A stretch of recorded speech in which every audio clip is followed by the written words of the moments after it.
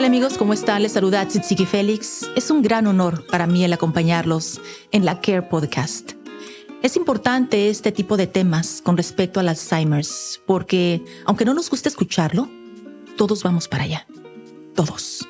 No solamente somos hijos, somos hermanos, pero en algún momento de nuestras vidas, y en cualquier momento podría ocurrir para muchos de nosotros, incluyéndome a mí, tener que enfrentar una enfermedad como el Alzheimer's, una enfermedad de la que poco se habla, que no se conoce una cura.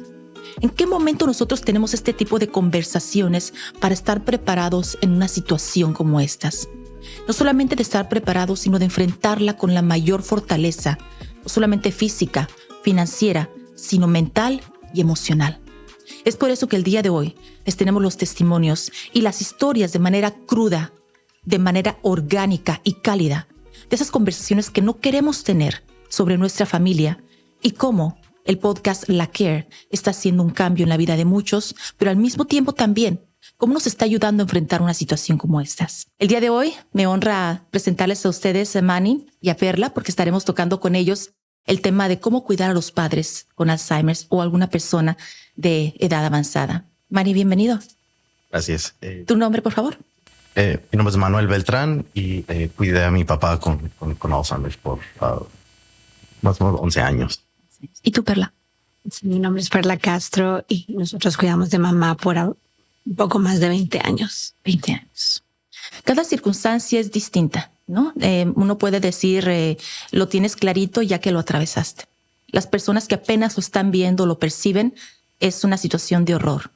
Manny, comencemos contigo. Me gustaría que nos platicaras aquí en esta conversación. ¿Cómo fue el momento en el que te enteras que este ser querido va a pasar por ello? ¿Dónde te encontrabas tú? ¿Cuántos hermanos tenías? ¿Cuánto apoyo tenías en este momento? Pues el día que diagnosticaron a mi papá, yo estaba terminando la universidad. Entonces, de hecho, salí de un midterm y yo no pude llevar a mi papá a su cita. Entonces mi mamá lo acompañó y saliendo de la clase me llamó. Tienes que venir por tu papá porque sí. Entonces fui a la clínica, lo recogí y él, de hecho, se veía sereno. Él no estaba llorando. Vi que había estado llorando. Estaban hinchados sus ojos, pero yo fui el que no podía dejar de llorar porque no sabía cómo. Tenía una idea de cómo afectaba la enfermedad a las personas, pero no.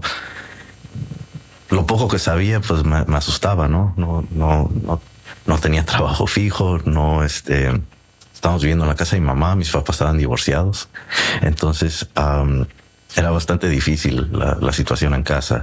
Entonces, sí, lo primero que hice fue, le llamé a mi mejor amigo, creo que una prima de la novia trabajaba en un asilo y ella me dijo, hay agencias que te pueden ayudar a cuidar a tu papá en casa, pero tienes que llamarle al Estado. Entonces, por eso fue que empecé a buscar más ayuda. Metí a Google, empecé a preguntar a todo el mundo. Y sí, traté en un periodo demasiado corto, traté de aprender todo lo que podía sobre no solo la enfermedad, sino los temas legales que se venían, los temas financieros. De hecho, los temas legales fueron bastante difíciles. Tuve que pagar el divorcio de mi papá. Se había casado en Colombia y la esposa le dio baje con todo su dinero. Entonces fue un periodo bastante difícil porque no. Pues sí, el otro día vi un documental con Seth Rogen y hizo un comentario. Él cuidó a su suegra, ayudó a cuidar a su suegra. Le preguntaron cómo él dijo, en realidad no sé cómo le hicimos. Creo que solo la pudimos sobrepasar porque pues tenemos dinero y sí, el dinero no lo es todo, pero sí. A veces la falta de conocimiento es crítica también. Sí. Entonces, ¿te encontraste entonces, Manny, en una situación de desesperación, pero al mismo tiempo de incertidumbre? Porque fue algo completamente nuevo para ti. Podrías haber sido un muchacho que sabías cómo buscar en Google, sabías en general lo que un muchacho joven a esa edad conoce, pero te encuentras en una situación en la que estás básicamente a ciegas y tratando de agarrar tu doctorado ya no en leyes, sino en cómo enfrentar el Alzheimer's para un familiar tuyo. Sí, sí, exacto. Vamos a pasar ahora a la historia tuya, Perla. Me encantaría saber, te tomó por sorpresa, tuviste también cierto tipo de apoyo, pero tú has logrado lo que muy pocas personas logran, crear una estrategia. No llegaste allí rápidamente, pero creaste una estrategia de apoyo de manera en que fuera algo un poco más organizado. Sí, pero nos tomó mucho tiempo y cambió en el camino porque fueron tantos años. Mi mamá fue diagnosticada a una edad muy, muy temprana. No había ni cumplido los 55 y nosotros empezamos a ver algunos cambios de actitud años antes, pero como estaba tan joven no lográbamos entender qué era. Cuando mi mamá fue diagnosticada, en realidad fue como un alivio. No sabíamos por lo que íbamos a pasar, o sea, muy poco sabíamos de lo tremendo que iba a ser esto. Pero cuando nos dijeron fue hasta así como que, okay, bueno, ahora tenemos algo contra que luchar. Pero no había, o sea, 20 y pico años atrás había muy poca información. La buscabas en español, es que no existía. Y pues ahí sí que tratamos como familia de reunirnos y decir, esto vamos a hacer y así lo vamos a hacer.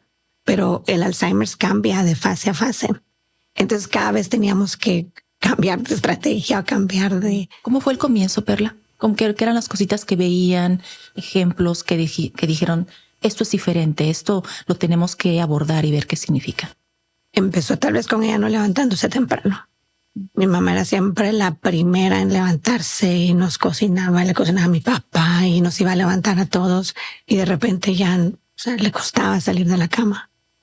Perdón. Nos saludaba 2 veces.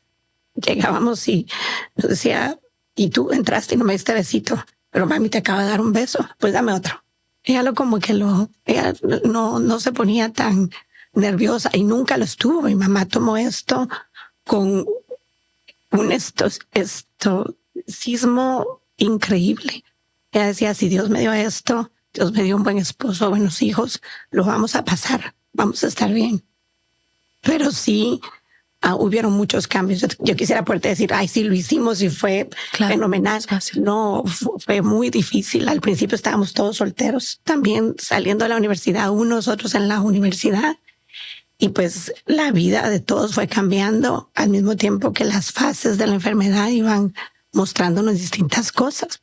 Entonces, sí tuvimos que adaptarnos a mucho. Y tomó mucho de muchos, o sea, tomó de los nietos, tomó de los sobrinos, tomó de los hijos, tomó de mi papá. Perla, vamos a hablar del momento en el que te dan el diagnóstico con respecto a tu familia y te das cuenta de que a pesar de que hay mucho optimismo, de que tu madre es una persona con una gran personalidad, enfrentando esto con positivismo, definitivamente tiene un impacto en todos en tu familia, el desgaste, los niños, los sobrinos, los hermanos. Cuéntame un poco más cómo se desarrolla todo esto. En realidad, todos llegamos a aceptarlo en distinta etapa. Okay. Yo creo que cuando empezamos a ver ciertas cosas, yo me invité a una cita con mi mamá. Y como era tan joven, teníamos que tener la autorización de ella para entrar a la sala. Pero ya cuando yo me entré, como que ella no se animó a decir que la saquen. La doctora todavía le preguntó, ¿quieres que esté aquí? Y me dijo, sí. Y me dice, ¿me las vas a pagar? Pero yo entonces ya le dije a la doctora, estamos viendo esto y esto. Entonces creo que para 2 de nosotras que íbamos con ella a las citas, ya después y que la acompañábamos fue más fácil. Pero para otros miembros de la familia pensaban que estábamos exagerando, que esto no podía ser, que ya estaba muy joven, que tal vez era solo estrés, cansancio, migrañas. Entonces yo creo que a todos nos llevó distinto proceso llegar a aceptar con lo que estábamos viviendo. Perla, entre todos los hermanos y al momento de que está avanzando los síntomas tu mamá, ¿cuáles fueron algunas de las circunstancias más difíciles de ver o de percatarte a lo largo de este tiempo con tu mamá, incluyendo tu papá y toda la familia, a medida que fue avanzando la enfermedad? Yo creo que ahora, ya haber salido de la enfermedad, nos damos cuenta del impacto que tuvo en los nietos. ¿Cómo qué? Tal vez necesitaron más atención, a unos explicarles más lo difícil que era, a otros tal vez involucrarlos más, porque creo que los que estaban más cerca, los que vivían cerca, pues hasta ayudaban en el cuidado de mi mamá.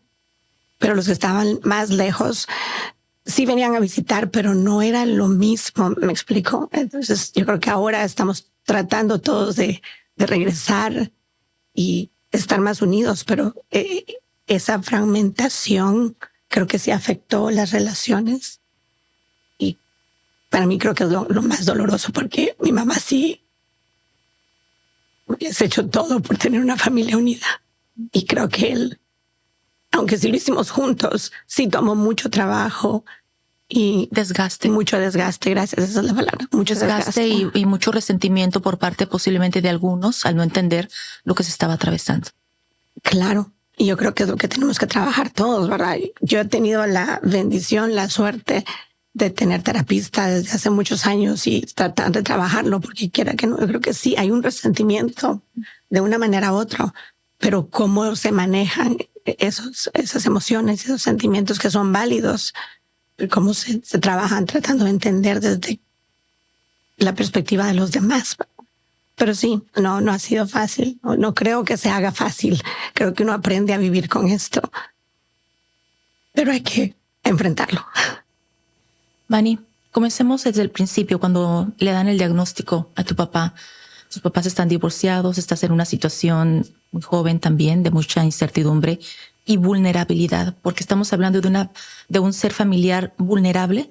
Sin embargo, tú no te encuentras tampoco en el mejor momento en tu vida, ni estás establecido, ni tienes tu carrera, ni tienes muchas cosas.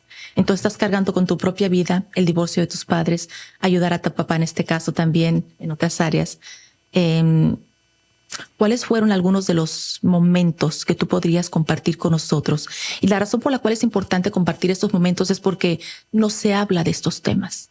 Es importante que los latinos nos demos cuenta de lo que se enfrenta al final del día y tratar de aprender de los errores, porque vamos a llegar a ese punto ahorita. Vamos a hablar a lo largo de esta conversación cuáles son las cosas que habríamos hecho diferentes, ya ahorita que estamos viendo todo en perspectiva. Sí, que sabes que mira, aquí la regamos, aquí se nos fue la cosa, como lo que estamos hablando, Perla, ¿no? De la familia, el desgaste. ¿Tú qué habrías hecho desde el momento en que tú ya llegaste con el diagnóstico, ves a tu papá y estás pasando por estos momentos tan críticos a lo largo de estos años, que fueron 11 años?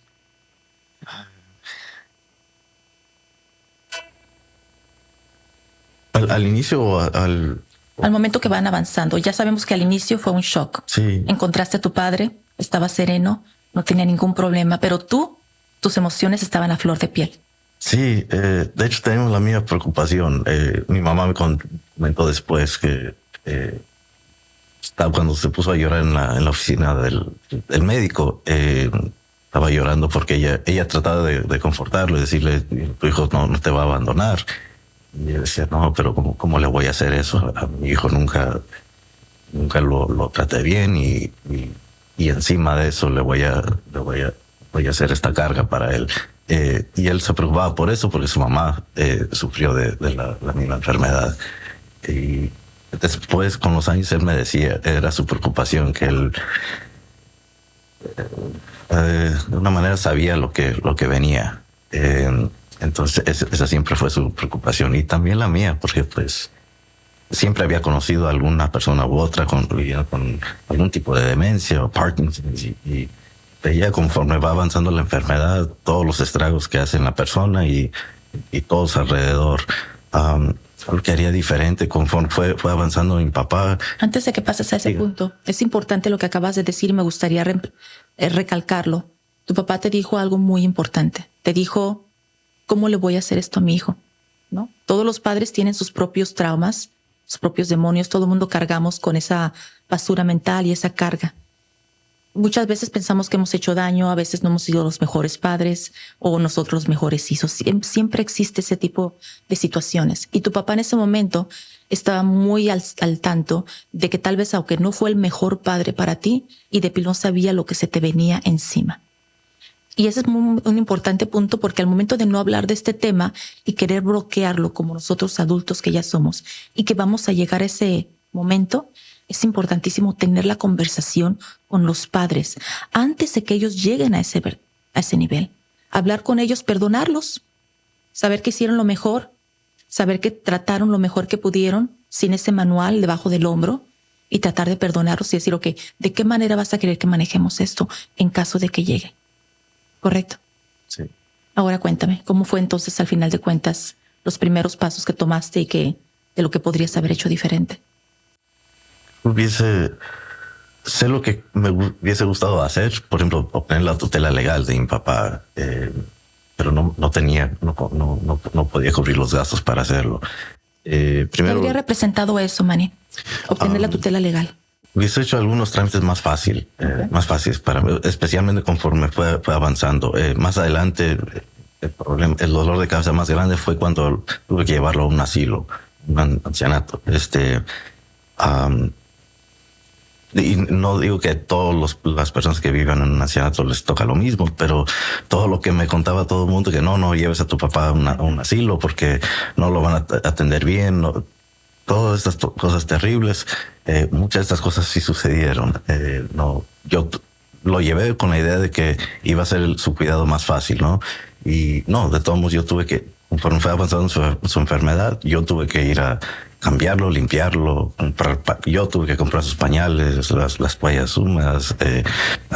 Mil gracias a una amiga de mi mamá, yo no sabía hay un shampoo seco, pero para el cuerpo. Porque en el asilo no me... Habría aliviado bastante el trabajo. Sí, porque en el asilo no me dejaban llevarlo a la ducha. Entonces, pero ellos tampoco lo hacían. Entonces, la amiga de mamá me dijo, mira, puedes comprar es como un gel, pero puedes limpiarlo en seco. Entonces, pero cuando estuvo en el asilo, no me querían dar, por ejemplo, su récord, su expediente médico, aunque yo tenía el power of attorney de salud de él. Sí, ¿no? Simplemente me decían que no y punto.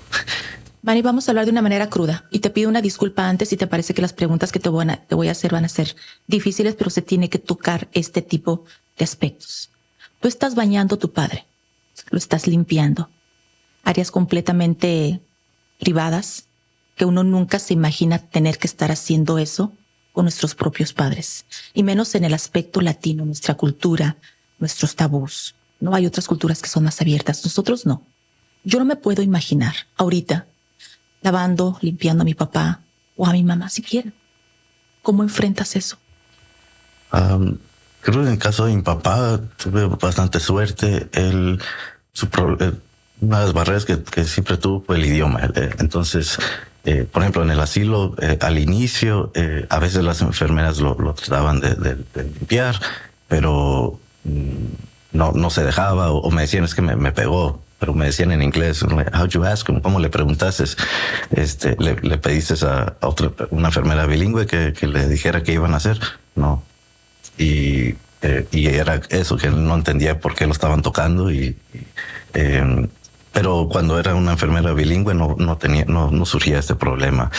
Mi papá nunca, simplemente le decía, vamos a limpiar tus pies.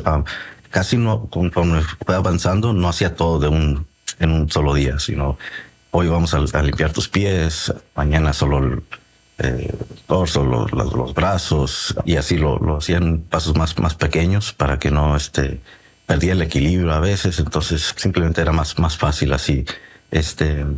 Pero sí, sus partes privadas era casi diario, porque especialmente conforme fue avanzando, porque claro, tenía que hacer sus necesidades, sí, y asegurarte de que las bacterias estuvieran fuera y que no se fuera a enfermar. Sí. Entonces, esa parte fue difícil, pero él, por lo general, nunca tuvo ningún problema conmigo.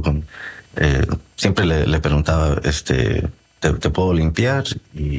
O puedo hacer esto, puedo hacer el otro. Y, sí. A pesar de ser latino, bastante mayor, él ayudaba, creo también que él siempre le gustaba ir al médico. De hecho, cuando regresó de Colombia fue por eso, porque si amigo ya me tocó el examen de la próstata, y he notado que se me olvidan las cosas. Y él iba a todos sus exámenes como en regla, sin fallo. Qué bendición. Entonces, eso, porque por lo general los padres son renuentes a siquiera ver un médico, mucho menos escucharlo. Sí. Qué suerte. Y sí, papá, olvídate. Sí, era la familia de mi mamá, mis tíos, ellos se burlaban de mi papá. Dicen, no, pues, qué raro tu papá que no sale del médico, pero él por lo general siempre se cuidaba, no tomaba, no fumaba, no hacía ejercicio todos los días. Mucha seguridad en sí mismo, porque cuando hay inseguridades a veces uno dice, no, esto no lo quiero hacer, no me van a decir qué hacer, no me van a... Sí. Y tú, Perla, en la situación esa que estamos hablando con Manny, que me parece tan importante tocar, ¿no? Porque no solamente se trata de que, estoy cuidando de mi papá o de mi mamá. Se trata de que estás llevando una carga de una persona que en su momento te cuidó a ti, que era una persona fuerte, que te protegía, y de repente tú estás ayudándola siquiera que vaya al baño. O limpiarla, en este caso, como Manny, que me parece crítico. Empezó poco a poco, ¿verdad? Primero esperarla que saliera del baño, luego empezar a ayudarla, y es difícil, fue muy, muy difícil. Ahora tratamos de mantenernos las historias alegres o que muestran el cuidado intrafamiliar, que eso predomine y no los momentos en donde la estoy cambiando o esto, porque sigue siendo traumático. Pero ponte, al principio yo me acuerdo una vez que mi mamá estaba en el baño y entró sola. Y una de mis sobrinas estaba pequeña, tendría tal vez unos 5 años. Y se fue a parar a la puerta ella cuando vio que ninguno llegó a la puerta porque estábamos cocinando o algo. Ella se llegó a parar a la puerta y cuando como que escuchó ruido o algo de que mi mamá echó agua en el baño, grita, Perly, mommy's ready for you. Mamita is ready for you. Y eso nos dos, like, oh my. En realidad, sí tomó un poco de todos para poderla atender, porque nosotros tuvimos la bendición de poderlo hacer en casa hasta el último momento. Fue muy duro, fue muy caro. Voy a pasar muchos años pagando lo que significó financieramente cuidarla en casa. No me arrepiento. Estoy agradecida que pudimos hacerlo, pero fue muy, muy duro. Tomó en su momento de 4 caregivers en rotación, y todavía así no había quien cubriera en la noche. Entonces le tocaba básicamente a mi papá solo o nosotros tomar turnos para estar con ella.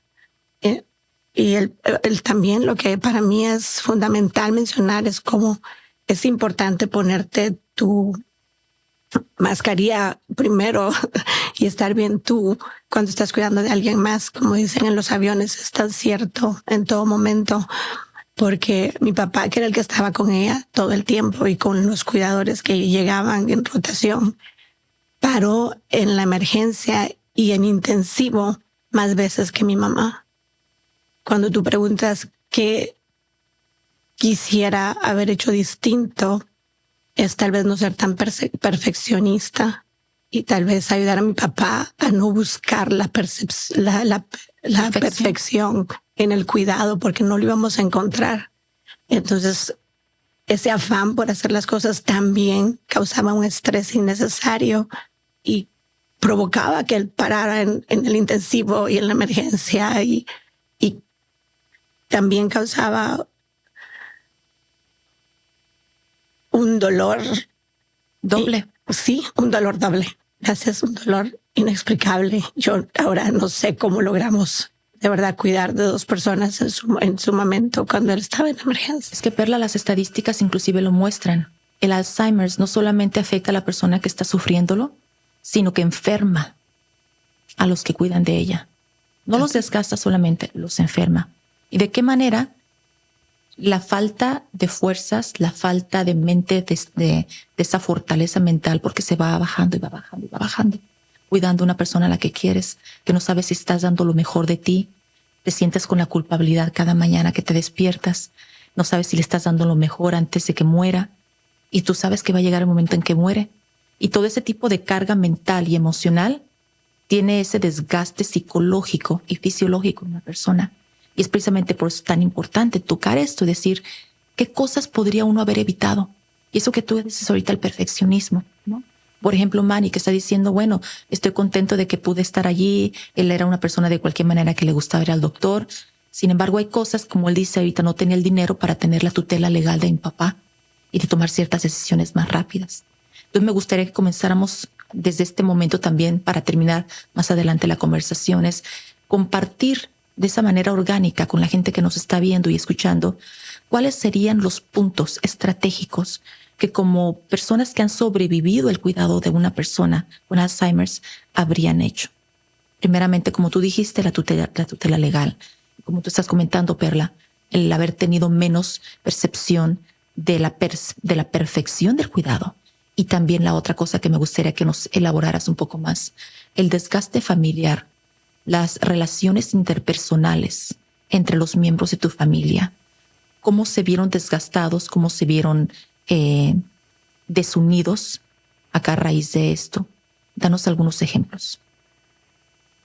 Con cosas tan pequeñas como teníamos una rotación familiar y la persona que le tocaba llegar no llegaba o llamaba a última hora diciendo no voy a llegar, y entonces tenías que llamar al trabajo o tenías que resolver en ese momento porque no la podías dejar sola. Como en el aspecto financiero, cuando nosotros empezamos, compramos una casa nueva. Y también no nos preparamos, no sabíamos. Compramos una casa de 3 niveles que eventualmente tuvimos que acomodar con una silla especial para que mi mamá pudiera subir las gradas. Total, teníamos un compromiso familiar, pero en ese momento estábamos todos solteros. Conforme la enfermedad fue avanzando y las necesidades iban cambiando, también las responsabilidades financieras para cuidar de mamá y cada uno con sus familias independientemente. Entonces, sí había mucho estrés definitivamente. Manny, vamos a terminar ya esta conversación. Me gustaría acaparar los puntos más importantes con respecto a las experiencias y lo vivido. Tu sacrificio, 11 años de tu vida. Tú solo. Tuviste momentos buenos con tu padre, sin embargo, como dijo Perla, a veces uno quiere recordar los bonitos, no cuando estás limpiando, lo estás bañando, o cuando lo estás viendo en una situación en la que no querías ver a tu padre. Muchas personas que nos están viendo ahorita, nos están escuchando, están en esa situación. ¿Okay? Están llorando ahorita, pero están llorando con las lágrimas que tú tuviste al momento de que te enteraste del Alzheimer's. Y si tú te pones a recapitular desde que comenzó todo hasta el final, ¿qué les dirías?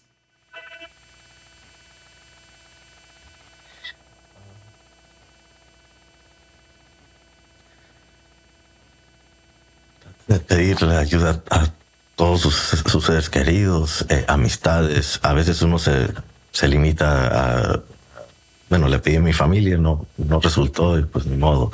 Y a veces no quiere decir que no existe otra, que no exista ayuda, simplemente toca a uno buscar por otros lados. En caso mío, mi familia, bueno, mi papá fue medio especial, pero sí, mi familia no estuvo ahí. No, porque no pudieron o por X razón. El primer año, tal vez Perla pasas por lo mismo, pero el primer año estuve, sí, estaba enojado, molesto con mi familia porque les preguntaba, pero ¿por qué no me quieren ayudar? ¿Yo qué les hice? Y después empecé a entender que, pues, bueno, cada quien tiene sus cosas. Entonces traté de aprender más de ver otras maneras de obtener ayuda. Ser más recursivo. Sí. Y tolerar el hecho de que las personas no querían a tu papá como tú lo querías. Sí. No veían la importancia. O algunos querían, pero pues no. Sí. De pronto me podían ayudar a llevarlo al médico de vez en cuando, pero no. Sí, no. Perla, desde el área no solamente emocional con respecto a tu mamá, sino de todo lo que conllevó, el desgaste a nivel personal tuyo, de tu familia, hasta de los nietos, como tú dijiste. ¿Tú qué le dirías a alguien que está en tus mismos zapatos ahorita y que está comenzando este camino o que no lo ha comenzado, pero que tú no quieres que sufran lo que tú has sufrido o el trauma que se lleva en estos momentos? Yo creo que hay que empezar reconociendo que no es fácil. Definitivamente no es fácil, pero se puede pedir ayuda a amigos de la iglesia. Hay ciertas personas que tal vez están dispuestas a apoyar, pero necesitan escuchar que se necesita el apoyo. no hablamos de esto. Muchos pensamos que es porque la persona no van a entender de qué se trata esto. Y obviamente si no se les ha dado la información o el contexto, no lo van a entender. Pedir ayuda creo que es fundamental. Yo estoy de acuerdo con Manny en pedir ayuda. Nosotros lo logramos manejar, pero sí, como te digo, tomó de todos, tomó de toda la familia, y entender que no todos vamos a tener la misma disponibilidad de tiempo o la misma disposición, pero que cada poco aporta y ayuda a hacerlo. Pues algunos son los 2 puntos ya para finalizar la Care Podcast el día de hoy con esta gran conversación. Y algunas de las cosas que han compartido ustedes con una servidora es el hecho de buscar la tutela legal. Desde un comienzo tratar de ver esto como una batalla de recursos, ver las personas que te van a ayudar, las que no te están ayudando, perdonarlas. Y ni siquiera la palabra es perdonar, porque a veces muchas personas tienen sus propios problemas que a veces uno no sabe por lo que están atravesando. Y decir, esta persona no pudo, esta sí puede, perfecto. Y tratar de hacerlo de una manera tan estoica como tú lo hiciste, Manny, y aprendiendo, ¿no?, de los errores. Y desde tu caso también, Perla, que me encanta que hayas dicho, Tzitziki, este desgaste polarizó a la familia. Ya no tenemos una familia tan unida, se desgastaron tantas relaciones, la gente tenía sus cosas, no llegaban al tiempo. Y mientras tanto tú tienes esta carga emocional de querer ver a tu mamá bien, de querer que se le dé el mejor cuidado y de tratar, como tú dices también otra cosa, no buscar la perfección. Porque al punto de que uno busca la perfección, aquellos que están cuidando de nuestros seres queridos son los que se enferman. Y son muchas, inclusive veces, los que terminan muriendo antes por la carga emocional y lo que se está viviendo. Así que a los 2 les quiero agradecer el hecho de que compartan de esta manera tan cálida, tan abierta y tan cruda, porque es así como se tiene que hablar este tipo de temas para aquellos latinos que van a pasar por este tipo de situaciones más adelante y estar mejor preparados. Muchas gracias. A ti. Gracias. Este podcast, La Care, ha sido realizado en colaboración con Illinois Brain Health Project y tienen puntos importantes para que usted trate de mantenerse saludable y evitar el Alzheimer's. Así que tome nota. Manténgase activo. En vez de quedarse viendo el social media, viendo la tele o no haciendo nada, levántese, caminar, muévase. Es crucial. De la misma manera la dieta. Claro que nos gustan las papitas, nos gusta a veces la comida procesada, muchas cosas están deliciosas, pero si la dieta es saludable, tendremos menos posibilidades de estar enfermos a largo plazo. Importante también, hay que controlar las condiciones médicas, la presión arterial, el colesterol, mantenernos muy alertas de dónde se encuentran estas situaciones en nuestro organismo. La mente. ¿De qué manera podemos desafiar la mente? Se trata de jugar diferente, hacer actividades distintas. Si usted hace en la mañana, se levante de un lado de la cama, levántese de otro lado de la cama. Si toma cierta ruta a su trabajo, trate de tomar otra ruta de manera en que su cerebro constantemente esté alerta y desarrollándose. De esa manera las neuronas funcionan mejor cuando uno hace las cosas distintas y trata de entrenar al cerebro de una manera completamente diferente. Importante también, duerma bien por la noche. La higiene de sueño es una de las cosas más cruciales en la salud de los seres humanos y desafortunadamente los teléfonos, los monitores están impactando esto todo el tiempo. Aléjese de ellos, cierre las ventanas y duerma bien. Muchísimas gracias. Esto fue una colaboración, pero también hecho por la Care Podcast. Hasta la próxima.